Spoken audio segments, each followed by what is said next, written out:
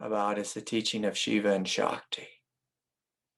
And I know I've said this before, but it tends to be people's greatest struggle on the path when we have an energetic awakening, is we're overwhelmed by Shakti. We're just overwhelmed by the amount of energy moving through the body. And this is common. It happened with me, where I was just debilitated by how much energy was moving through my nervous system. And almost everyone I talk to who sends me an email says, Craig, I have to meet with you. I'm losing my mind. I feel like I'm going crazy. I can't go to work. I'm completely stressed out, or I have adrenal shock or adrenal fatigue, or I cannot sleep. It's because there's too much energy in the body.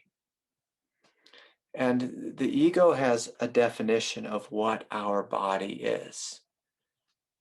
And for the ego, our body ends at the edges of our skin, at the edge of our flesh. And that's an appropriate boundary for the ego to assume. That's what egos do. It says, this is where I end, that's where you begin. You learn this in kindergarten. Keep your hands to yourself and all that kind of stuff.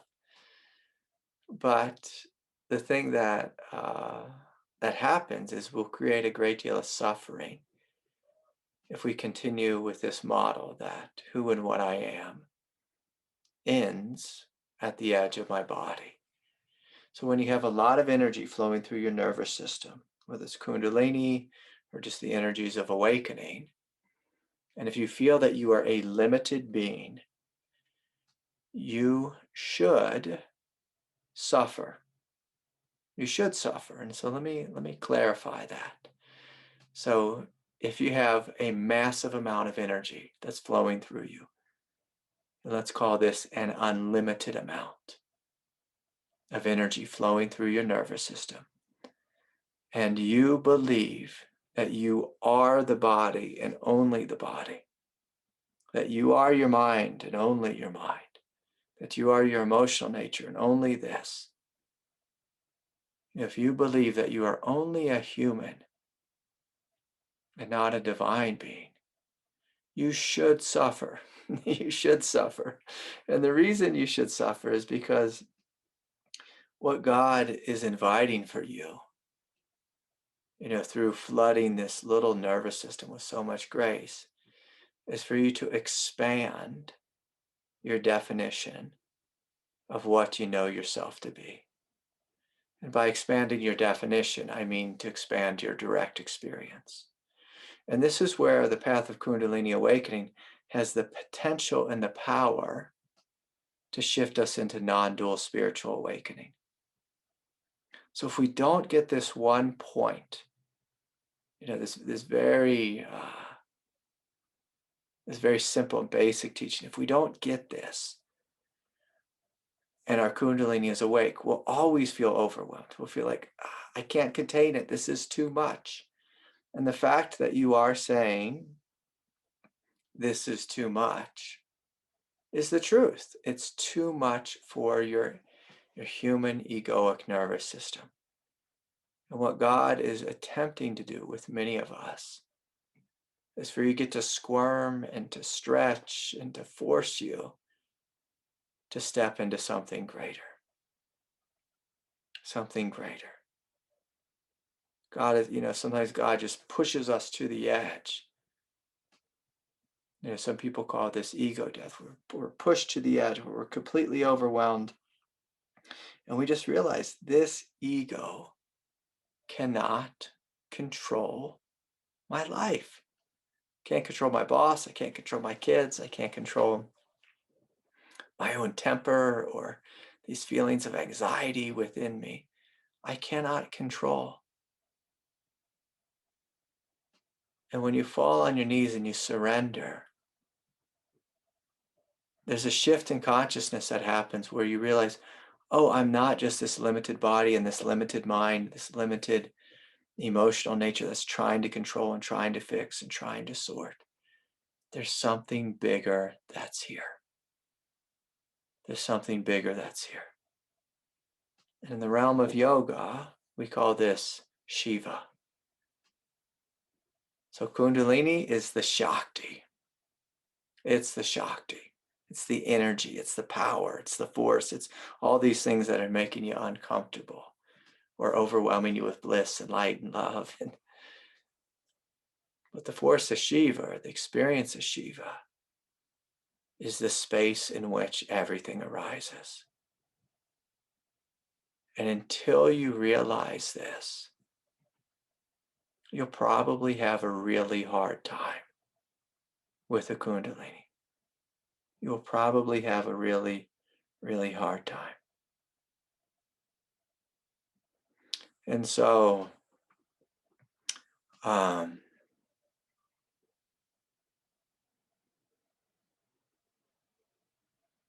we're feeling overwhelmed, it's important for you to step back. And I want you to imagine just stepping into the spaciousness of the room. The spaciousness of the room, like to allow your consciousness to expand and let yourself step into the spaciousness of the room, the spaciousness of the sky. And you begin to realize, oh, my consciousness is quite large.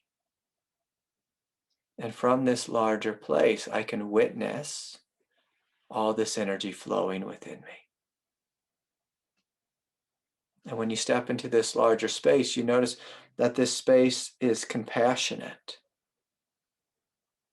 And there's a realization in this space of there's room here for energy to flow. There's room for energy to flow. There's room for emotions to emote, whether that means crying or being angry or sad or unraveling. There's room for energy, for emotions and energies to unravel.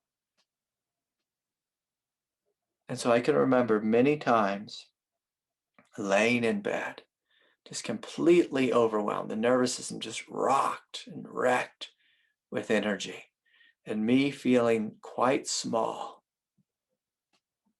and looking at God and saying, God, stop doing this to me. My body can't handle this. I can't handle this. This is too much, too much. And then I noticed that God would actually turn up the heat. I say, God, why are you doing this? Why are you doing this?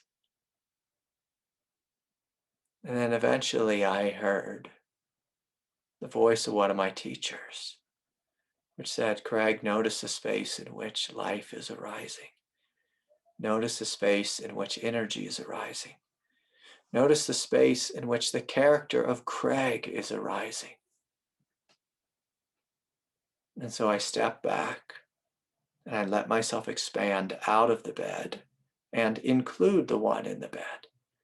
So it wasn't that I was just transcending and ignoring the human. I transcended and included. I stepped back and included. And to allow your consciousness to expand.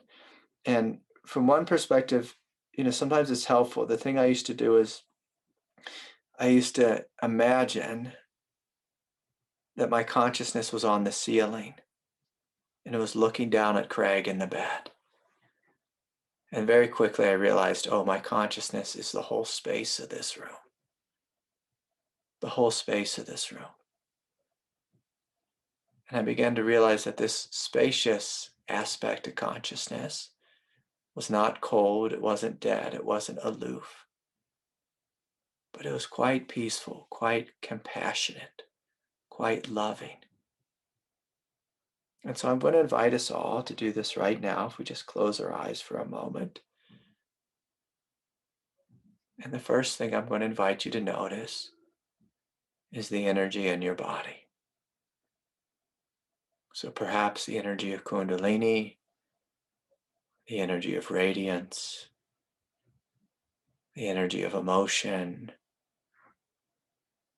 the energy of just tension from thinking or being human. And so just noticing that. And just what does that feel like? It's limited. And so we're just noticing this. And now I'm going to invite you to bring your awareness to the edges of your skin. So you can feel the bottoms of your feet, your legs, your calves, your shins, your pelvis, your torso, your back, the back of the skull, the top of the head, the face,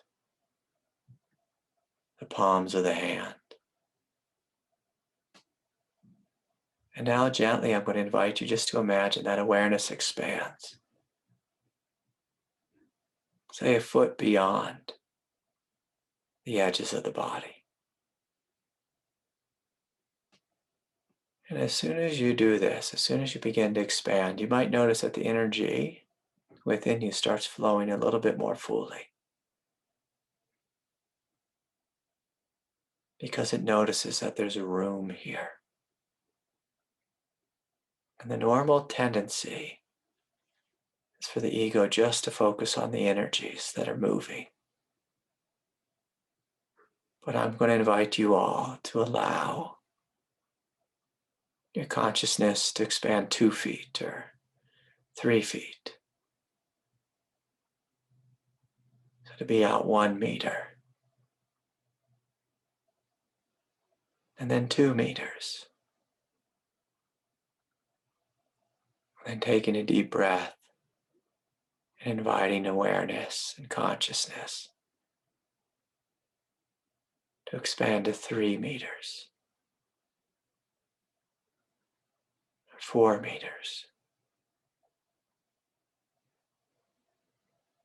And then inviting you to just take the limits off consciousness.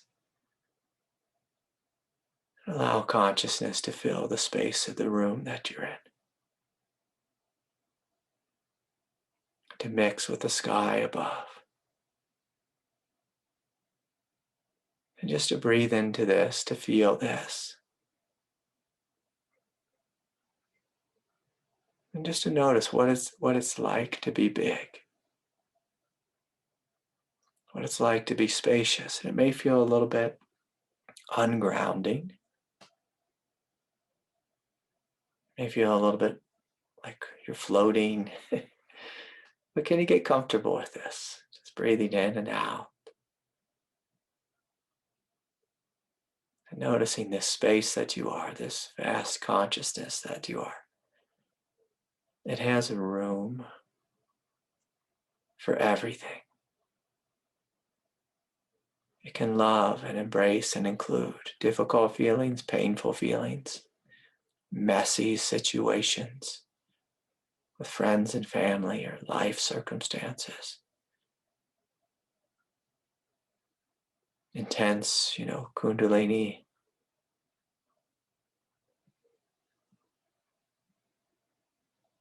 There's room for it all. And I'm going to invite you to notice that this piece has a vibrational quality of okayness. It's not complaining, it's not fighting, it's not fearful. That this spacious quality, it doesn't resist, doesn't struggle. Just like the sky doesn't complain. Your spacious nature is completely and utterly okay. And if you're struggling with too much energy, this is what God is wanting you to realize, that there is a peace here, a spaciousness here, which can witness and embrace and compassionately respond to any human struggle.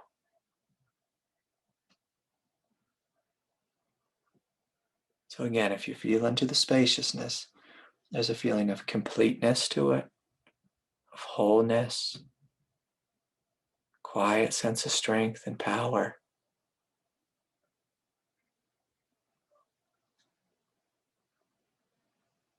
And as long as you place your attention here, this will grow.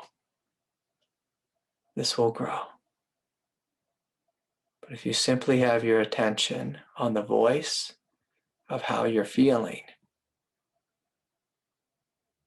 in regards to the energetic, egoic nervous system,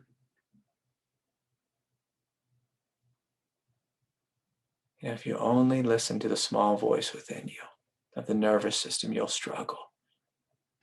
If you listen to this greater space of consciousness, you'll have freedom. And within the space of freedom, lots of energy may flow. May flow, and it may feel good or it may feel bad, but the space has room for it all. Has room for it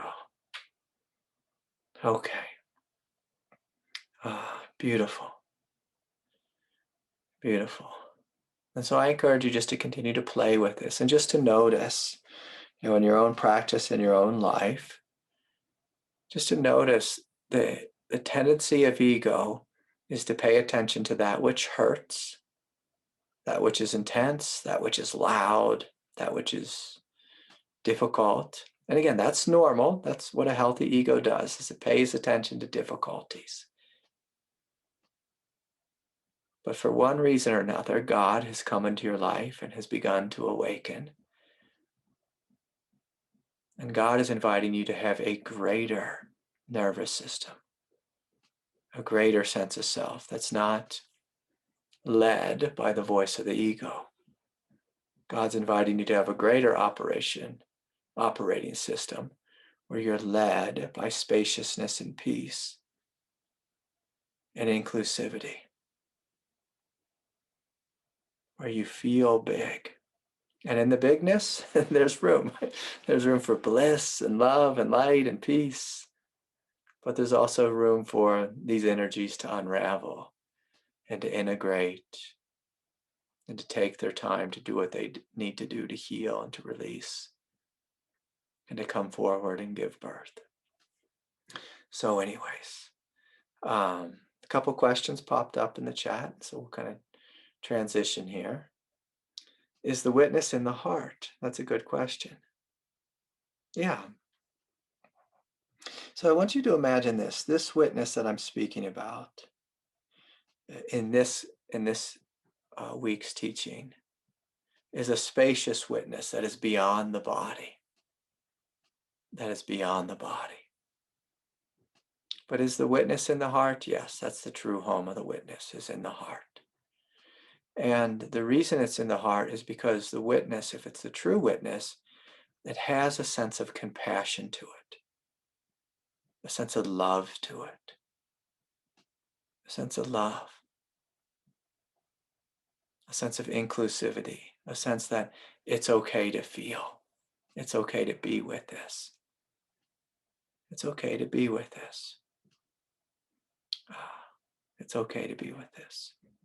I have very big pressure in the head is another question. And so I'm going to invite you to notice the space around your head. So anytime we have pressure within any of the chakras, we can all play with this. You can say, oh, I have pressure in my heart, Craig, or in my pelvis. The first thing I'm going to invite you to do is to notice the space in which the pressure is arising. Notice the space and give yourself permission to expand greater and greater and greater. And once you've expanded out about 10 times or 100 times the size of the pressure,